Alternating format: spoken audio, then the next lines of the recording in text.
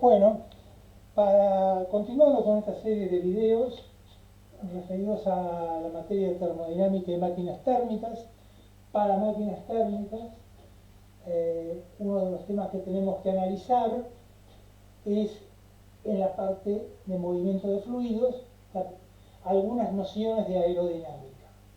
Entonces, hemos desarrollado acá el perfil alado. Vamos a definir lo que llamamos como viento relativo. Acá tenemos el perfil alar dibujado y pueden ocurrir dos cosas. O que el perfil esté quieto y el que se mueve es el aire, o que el que se mueve es el objeto y el aire está fijo.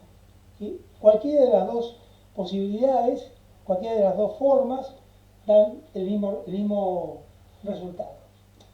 Vamos a imaginar que el objeto se está moviendo, en este caso hacia la izquierda, y el viento, lo llamaremos viento relativo, es el viento que va a ir en sentido contrario al movimiento, pero siempre paralelo al mismo.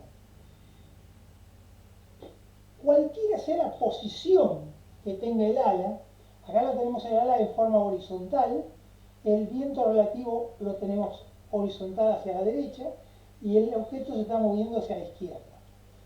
En este caso, el ala está subiendo, lo vemos con ese vector, y el viento relativo es paralelo al mismo, pero orientado en sentido contrario. Y acá tenemos el caso de que el perfil alar está bajando y el viento relativo, igual que siempre, está paralelo al movimiento y en sentido contrario. Vamos a definir, por ahora dejemos la idea de que el perfil alar toma esa forma, luego analizaremos el por qué tiene que tomar esa forma. Vamos a definir lo que llamamos como cuerda aerodinámica, que es la unión entre la nariz del ala y la cola del ala.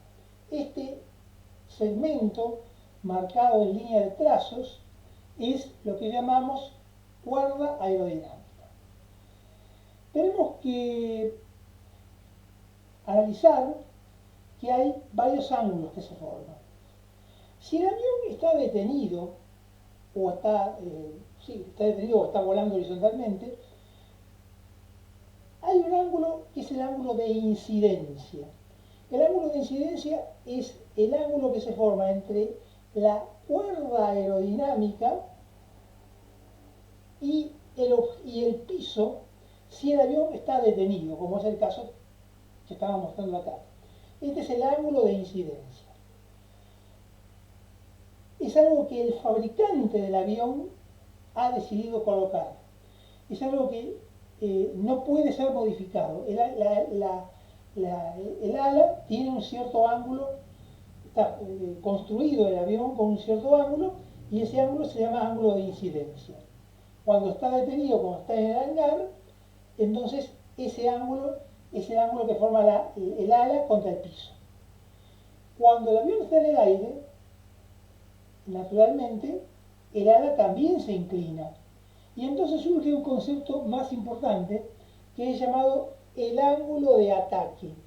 El ángulo de ataque es el ángulo que se forma entre el viento relativo y la cuerda aerodinámica.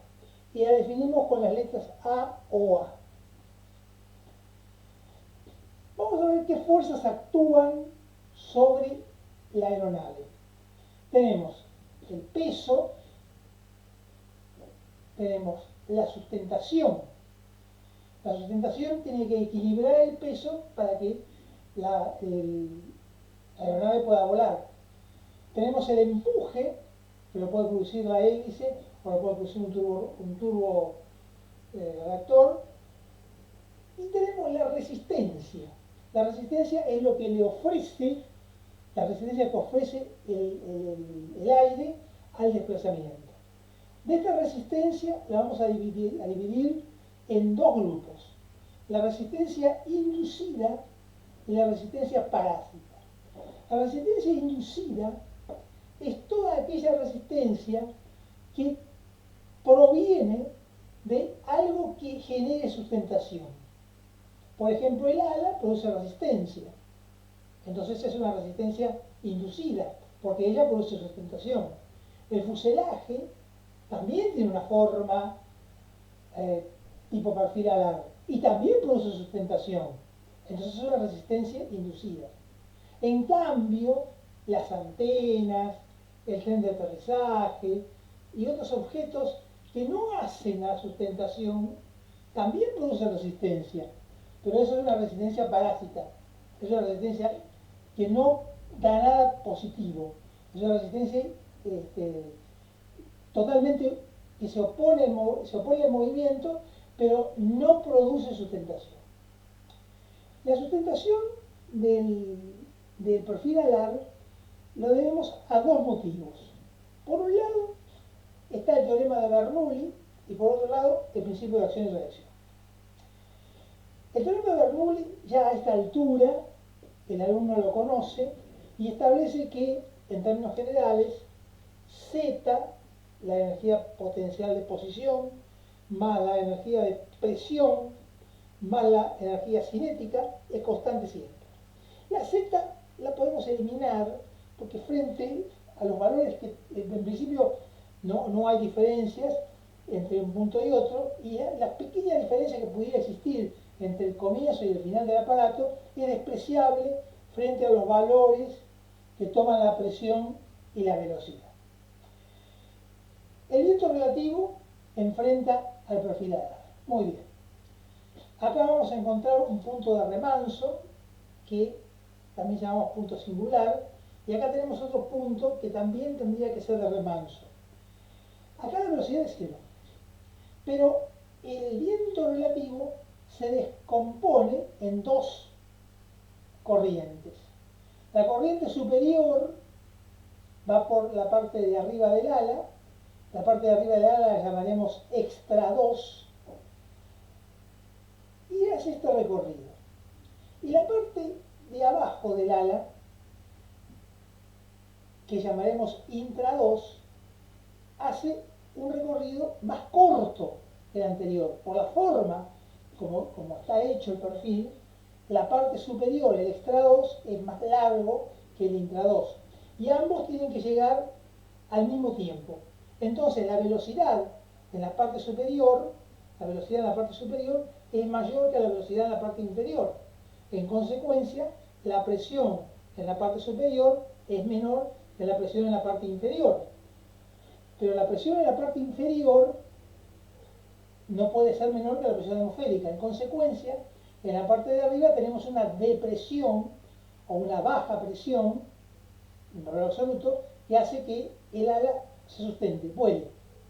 A su vez, en la parte de abajo, que tenemos menos velocidad, tenemos más alta presión y por lo tanto también contribuye a mantener el ala en el aire.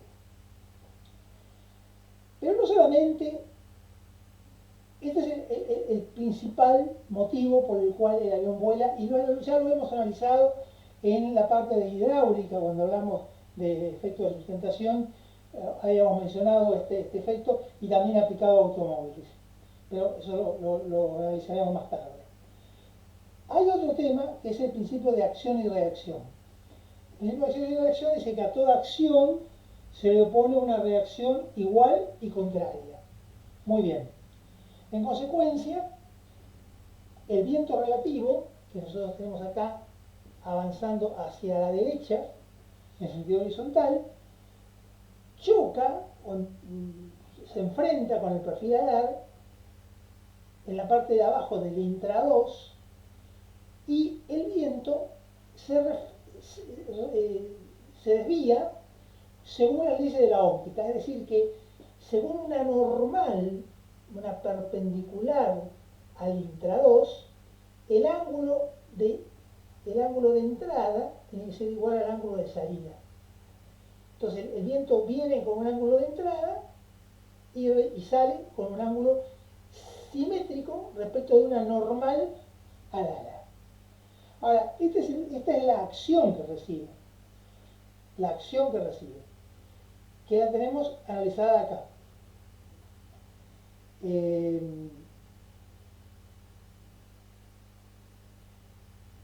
Esta acción proviene de la suma de los dos vectores. El vector, cuando el aire escapa, produce una reacción para arriba. Y cuando el aire llega, produce una reacción en el sentido inclinado hacia la derecha. La suma de ambas, esta es la sustentación por acción y reacción. La suma de las dos cosas es la que va a mantener al aparato en el aire. Acá tenemos mal dibujado una aeronave en la cual queremos indicar los tres ejes principales. El eje longitudinal es el que va desde la trompa del avión, la nariz del avión, hasta la cola. Todas las partes del avión tienen en lo posible un perfil semejante al alar para contribuir a la sustentación. Entonces, el eje longitudinal que tenemos marcado acá, cuando el avión se mueve respecto del eje longitudinal, decimos que hace un rolido, lo mismo que las embarcaciones. Ese movimiento lo llamamos rolido. ¿Y cómo lo regulamos? Por medio de los flappers. Esto es lo que va a permitir inclinar el conjunto según haga falta, según sea necesario. Porque cuando usted que tomar una curva, existen dos formas de hacerlo. O giramos en un mismo plano o inclinamos como si fuera un peralte, lo que resulta más placentero al pasajero o menos complicado. Pero eso sería un movimiento a lo largo del eje longitudinal. Entonces tenemos el eje transversal. El eje transversal es el eje que pasa por, une ambos extremos de las alas.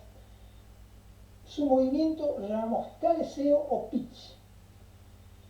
Y el control lo tenemos a través de los alerones que tenemos en los extremos, y también a través de este alerón también podemos lograr que cabecee, que vaya para adelante y para abajo a través de estos flappers que están ubicados a través de las alas, es lo que hace que el avión cabecee, incline su nariz hacia abajo o hacia arriba según queramos subir o bajar. Y por último tenemos el eje vertical, cuyo movimiento, en este sentido, lo va a producir, lo vamos a llamar guiñada, y lo va a producir el timón. Entonces, cuando tenemos una curva, podemos hacer que gire a través del eje vertical, manteniendo el plano, o también que se incline, haga un rolido, o ambas cosas simultáneamente. El movimiento a través del eje vertical es más incómodo, se siente más. El movimiento, como si fuese en una curva, como lo hacen los ferrocarriles, como los automóviles, las curvas en las autopistas están pedaleadas, si se inclina es más placentero para el pasajero. Ahora vamos a analizar el perfil alar. Vamos a imaginar que tenemos un ángulo de incidencia bajo, perdón, un ángulo de ataque bajo, A o A. La presión en la parte superior, habíamos dicho que es negativa, tiraba hacia arriba, y la tenemos más o menos hacia la mitad del ala. A su vez, acá tenemos por el principio de acción y reacción, también fuerzas que producen la sustentación. De esta manera. Cuando el ángulo de ataque lo hacemos más grande, lo estamos subiendo, el centro de presiones se corre hacia adelante hasta este punto. Nosotros vamos a mejorar la sustentación aumentando el ángulo de ataque, pero hasta un cierto punto. Cuando lleguemos a un cierto valor, la sustentación ya no la podemos, ya se hace inestable por un motivo que enseguida analizamos.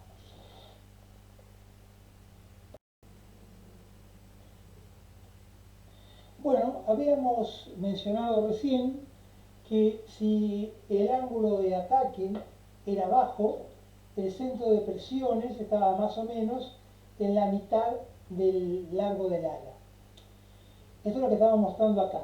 acá tenemos el viento relativo, este es el efecto por acción y reacción, y este es el efecto por Bernoulli, y observamos que el centro de presiones, donde actúan la suma de todas las presiones en el extra 2 y en el intra 2, está más o menos en el centro. En la medida que yo aumento el ángulo de ataque, el AOA, lo aumento y lo hago más próximo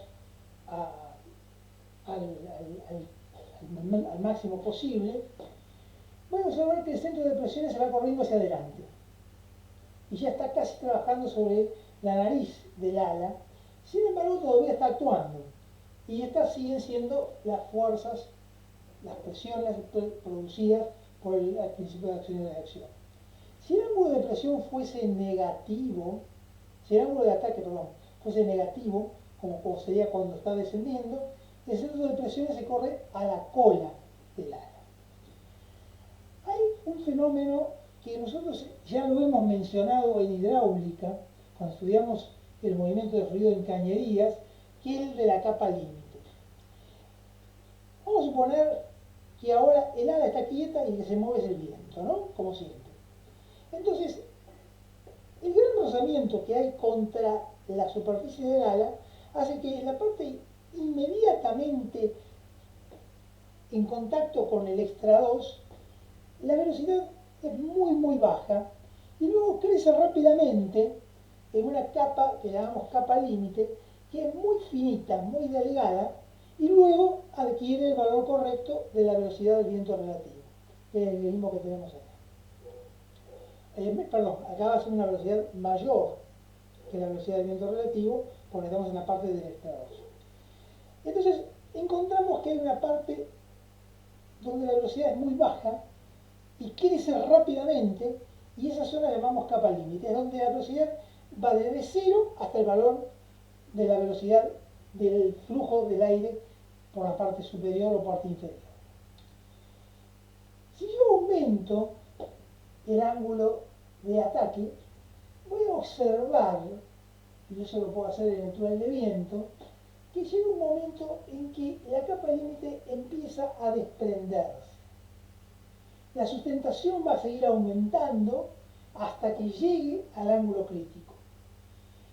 Y si yo aumento demasiado el ángulo de ataque, voy a ver que la capa límite se va a desprender ya mucho más adelante, se va a desprender bien en la nariz del avión y pierde sustentación completamente. Encontramos lo que llamamos un gradiente adverso de presiones y una pérdida de sustentación donde ya el ala no se sustenta más a sí mismo y cae.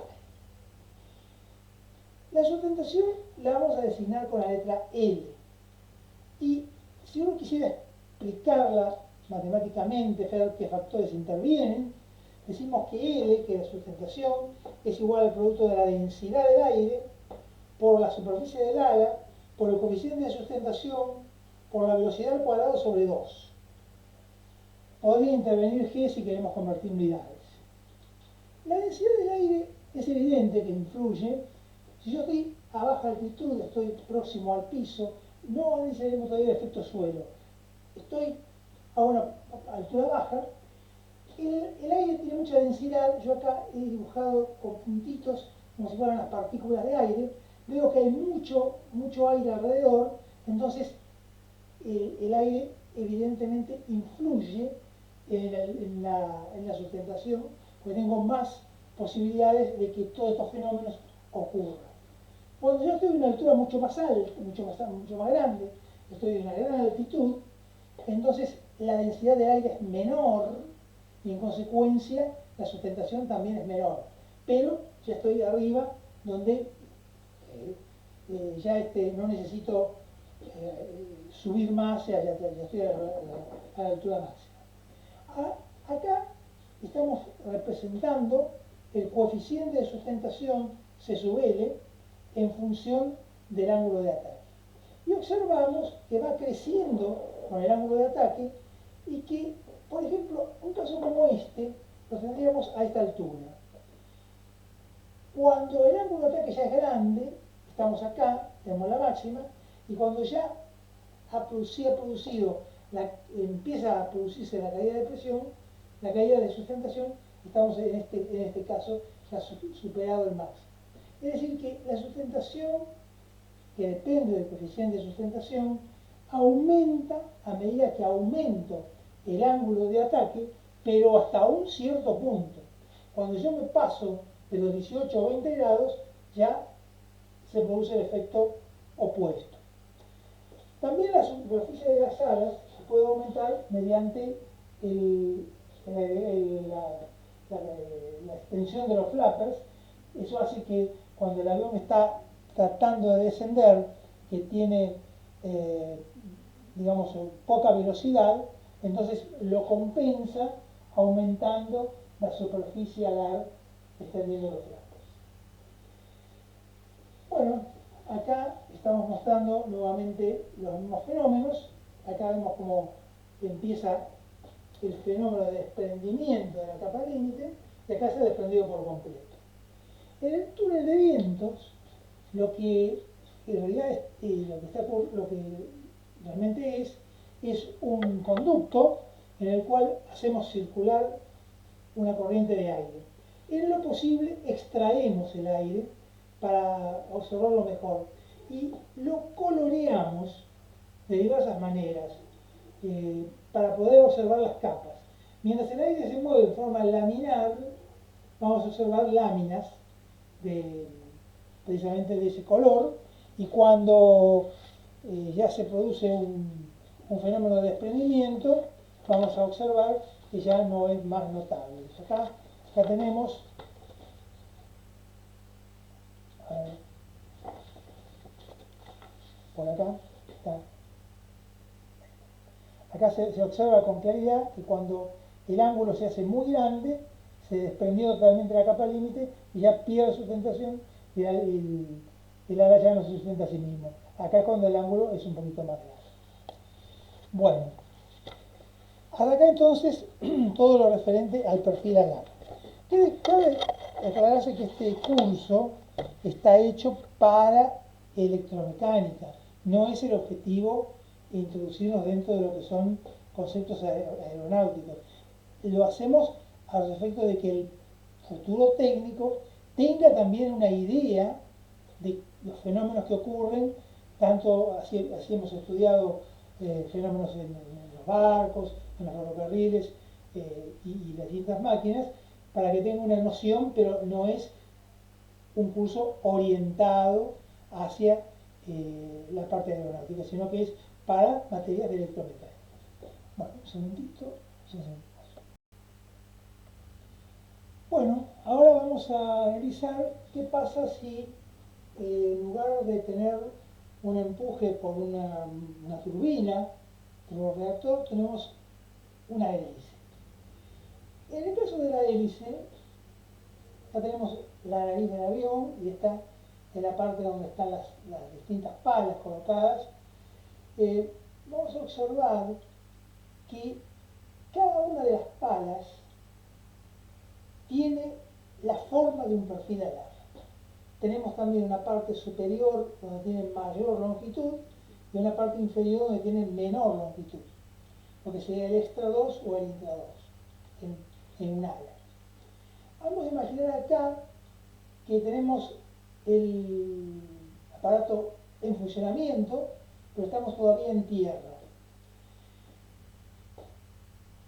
Este es el torque, o sea, es la fuerza que el motor realiza para que la hélice pueda girar. La fuerza va a ser siempre normal al ala, lo mismo que lo era a la pala, lo mismo que lo era en las alas, fuerza normal. Y el empuje hará tal que la fuerza normal sea igual, sumada vectorialmente, a D más E. D es el torque y E es el empuje. Muy bien. Acá lo que nos interesa, la forma de medir la eficiencia, es la relación entre el empuje y el torque. En la relación que llamaremos L sobre D.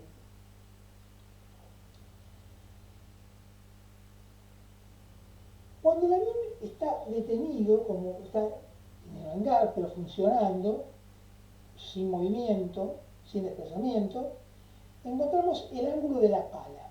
El ángulo de la pala es algo dado por el constructor. Vendrías en tierra, es igual al ángulo de ataque, pero solamente en tierra. Equivale al ángulo de incidencia. Vamos a definir también lo que llamamos paso de la hélice. El paso de la hélice es lo que avanza la aeronave, que llamamos propeller pitch, cuando la hélice da una vuelta completa, 360 grados. Vamos a encontrar dos formas. El geométrico, que es el que debería dar, el avance que debería tener, y el efectivo, que es el que realmente tiene. El efectivo siempre es menor debido a los rozamientos. Acá tenemos mostrado el caso de que el avión comienza su movimiento, tenemos la velocidad de rotación y tenemos una cierta velocidad de desplazamiento. El ángulo que se forma entre la cuerda aerodinámica de la pala y la velocidad suma de la velocidad de desplazamiento y la velocidad de rotación, que sería la velocidad del viento relativo, la velocidad del viento relativo, es lo que vamos a llamar ángulo de ataque A o A igual que antes. El ángulo de las palas puede ser fijo o puede ser móvil, desplazable. Si es fijo, puede ser alto o bajo.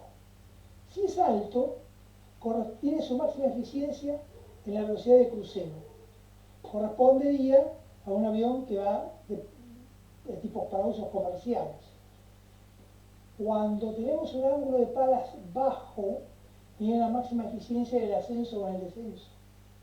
Eso me va a ser útil para aviones de tipo militar, donde tengo que hacer maniobras diversas, pero a baja, no a alta velocidad, sino maniobras evasivas o de exhibición. Acá tenemos mostrado el ángulo de ataque correspondiente a una hélice de paso fijo.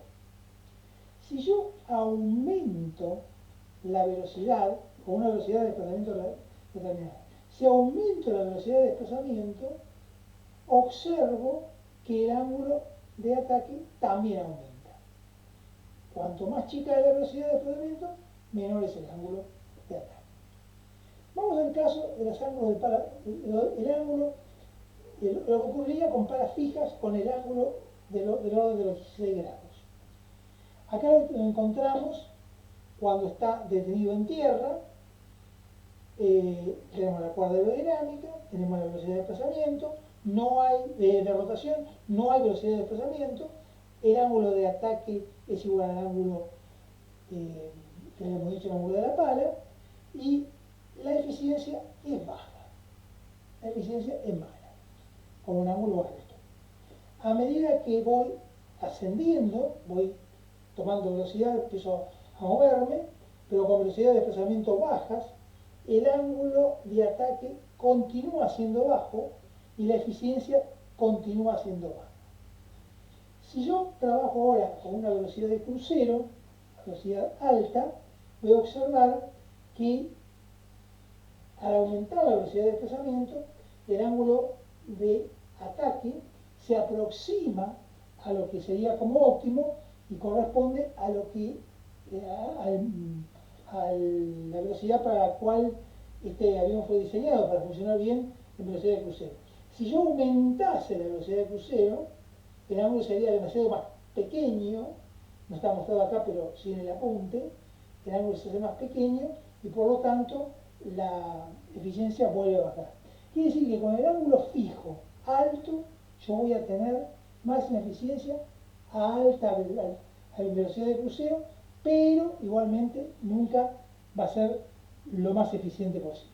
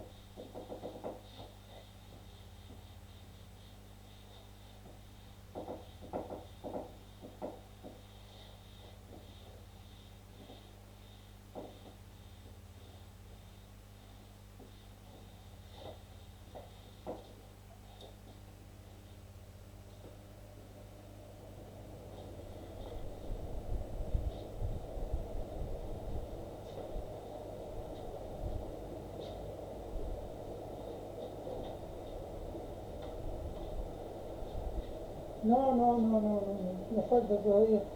Pero la comida ya está. ¿Qué quiere que haga? No puedo dejar la máquina.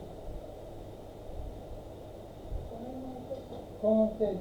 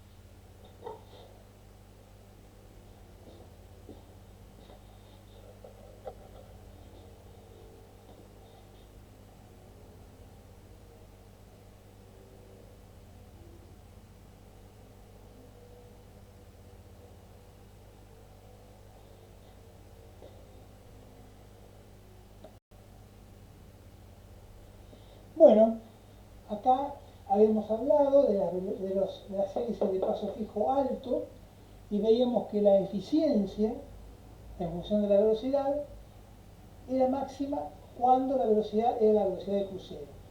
Acá hemos graficado, esto es lo que ocurría en el despegue, tiene muy mal rendimiento, el ascenso también tiene muy mal rendimiento, pero la velocidad de crucero tiene un rendimiento razonable. A alta velocidad cae bruscamente. Cuando la hélice de paso fijo es baja, el ángulo está, por ejemplo, en 9 grados, como está mostrado ahí. Esto sería el caso de que el avión estuviese detenido en el hangar. Cuando empieza a producir movimiento, tiene velocidad de desplazamiento, se forma la velocidad del viento relativo y el ángulo de ataque pasa a ser 6 grados, lo cual es bueno. Acá estamos indicando para ese caso de paso fijo bajo que en el despegue y en el ascenso la eficiencia es buena. Pero cuando la velocidad de crucero, si alcanzamos la velocidad de crucero y llegamos a una velocidad alta acá, el ángulo se baja mucho, el ángulo de ataque se baja mucho. Y por lo tanto la eficiencia también, y mucho más cuando aumenta la velocidad, queremos hacer llegar a una velocidad más alta todavía. Ahora, si observamos con atención, vemos que todo esto tiene mucho que ver la velocidad. Y la velocidad, que como que se van a mover las palas, sale de la expresión pi por diámetro por el número de vueltas sobre 60.000 expresado en kilómetros por hora. Acá dibujamos una hélice de costado y mostramos los distintos diámetros. ¿Sí? Diámetro, por ejemplo, a 20 pulgadas, a 40 pulgadas. El diámetro lo tenemos que indicarlo acá. Y a 60 pulgadas. Y vemos que a medida que aumenta el diámetro de la hélice, si mantuviéramos constante el perfil como un ala, el ángulo de eficiencia va modificándose y eso es algo inadmisible porque llegaría a esfuerzos muy importantes en la hélice que no la harían sustentable, eficiente. Entonces, necesitamos que la hélice tenga una forma curva, tenga una forma alabeada, para que para que haya, o cualquiera que sea el diámetro, tendríamos todavía un buen ángulo de ataque en cualquiera de sus recónditos. Si aumentamos el ángulo de ataque, la velocidad del viento relativo aumenta y debe ser menor la velocidad del viento relativo que la velocidad del sonido. ¿Por qué? Porque el aire, cuando adquiere la velocidad del sonido, se transforma y se comporta como un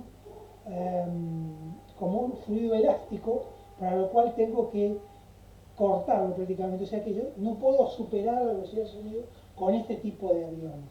Para tener una idea, el Hércules C-130, por ejemplo, que es uno de los aviones más difundidos, tiene muchísimos años y se sigue fabricando todavía como nuevo, una excelente performance, tiene una hélice de 4 metros con 17, trabaja con 4 palas y tiene 4 motores de 4.900 caballos de vapor cada uno. Esto permite adquirir una velocidad de 600 km por hora a 10.000 metros. La otra posibilidad que me queda es modificar el ángulo de la hélice. Pero para modificar el ángulo de la hélice, hacerla de paso variable, tengo mayor mantenimiento y tengo un costo mayor. La velocidad, en general, no la medimos en kilómetros por hora, sino que la medimos en nudos, lo mismo que en la parte náutica. y esa velocidad representa el avance que tiene el móvil durante 1 minuto geográfico por hora, que lo mostramos inmediatamente.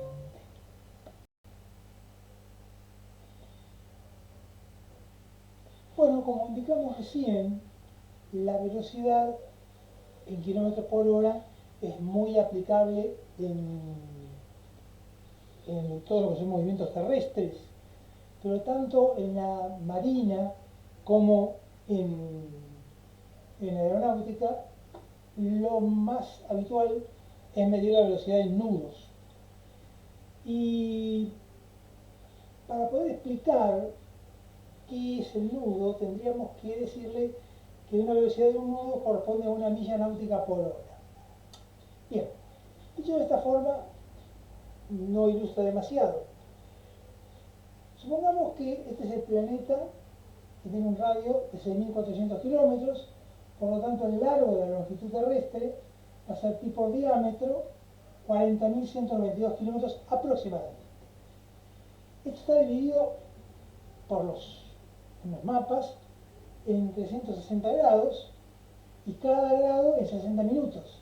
Por lo tanto, el largo del minuto terrestre, el largo del minuto, largo en kilómetros del minuto terrestre, sería 314 por 6.400 por 2, dividido 360 por 60, 1,860, que es aproximadamente una milla náutica. Entonces es 1 minuto terrestre geométrico por hora. Si uno tiene la velocidad en kilómetros en nudos y la quiere pasar de kilómetros por hora, debe multiplicar por 2 y sacarle el 10%. Por ejemplo, si tuviéramos el caso de una corbeta que va a 30 nudos, o sea, una velocidad muy alta, por 2 por 0,9 iría a 54 kilómetros por hora. También la altitud suele medirse en pies.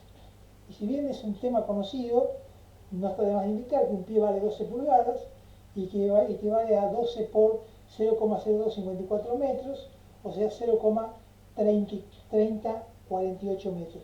O sea que es más o menos 30 centímetros. Volviendo sobre el tema de las hélices, vemos que la hélice de paso fijo, la verdad es que nunca tiene buen rendimiento. Si tiene buen rendimiento en crucero, no la tiene en el ascenso y en el despegue, y si tiene buena eficiencia en el despegue y en el ascenso, no la tiene en la velocidad crucero. Así que, dejando de lado el costo, lo mejor es ir a una hélice de paso variable. Esta tiene dos posiciones. Hay dos tipos, de dos posiciones y de velocidad del motor constante. Hay dos posiciones. Simplemente el piloto manualmente lo coloca en paso alto o paso bajo y volvemos al mismo análisis de recién. Entonces, la eficiencia va a ser muy buena con el paso bajo para el despegue y el ascenso, y luego cuando conecta el paso alto se transforma en la misma curva que habíamos visto cuando era de paso alto, de manera que la eficiencia presenta como un punto de mínimo, pero en general tiene mucho mejor rendimiento que una de paso fijo. Lo mejor es una velocidad, es algo que modifique el ángulo de la hélice según la velocidad, según que mantenga la velocidad del motor constante según las condiciones de trabajo. En ese caso, el ángulo va variando automáticamente entre un valor de overspeed y underspeed para mantener la velocidad constante. Y la relación L sobre D mantendría una forma como esta, que es lo más eficiente posible, en tanto en el despegue y en el ascenso como en la velocidad de crucero. Es evidentemente algo más costosa, pero como solución, desde el punto de vista del mejor rendimiento, es lo mejor. En el caso de que fallara un motor, caso poco deseable, pero que puede ocurrir, la hélice, en lugar de aportar sustentación y empuje, lo está disminuyendo. O sea que el aire mueve el motor, lo cual representa una gran pérdida. En ese caso, los que tienen paso variable, algunos, admiten colocarlo en lo que llaman posición de bandera. El viento arrastra el motor, entonces pone en posición de bandera. Posición de bandera significa, con minúsculo, no es la bandera nacional, es bandera. Significa que la pala se pone paralela al eje, con lo cual tiene la menor resistencia. Lo mismo ocurre en los molinos. Cuando toman mucha velocidad, los molinos se colocan en posición de evitar rotar. Cuando el viento toma mucha velocidad y le pone en peligro a la estructura, el molino trata de pararlo, modificando el ángulo de forma automática, tratando de parar el generador. Y algunos poseen también el ángulo a negativo de 3 grados para cuando la aeronave se encuentra detenida. Bien, con esto más o menos tenemos una idea. Repito, no es para aeronáuticos, es para mecánicos y electromecánicos, pero tienen que tener una noción, no puede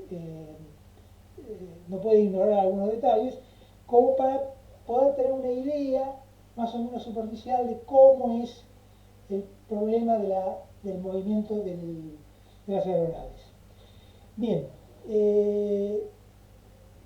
la forma del perfil surge a través el primero que estudió el problema en forma analítica fue Zhukovsky, un ruso, y vamos a tratar de hacer un video donde mostramos cómo es la transformación y cómo, a qué resultados arriba. Desde ya adelantamos que la transformación Zhukovsky fue la primera, pero no es la que actualmente se usa. Actualmente estamos usando perfiles alares de mejor eficiencia, pero sí fue el primero que estudió el problema en forma teórica. Bueno, en el próximo video entonces vamos a comenzar con ese tema y con las resistencias y algunos otros pequeños detalles que han quedado sobre este anexo que hemos hecho sobre la parte de hidráulica. Muy bien. Hasta el próximo video entonces.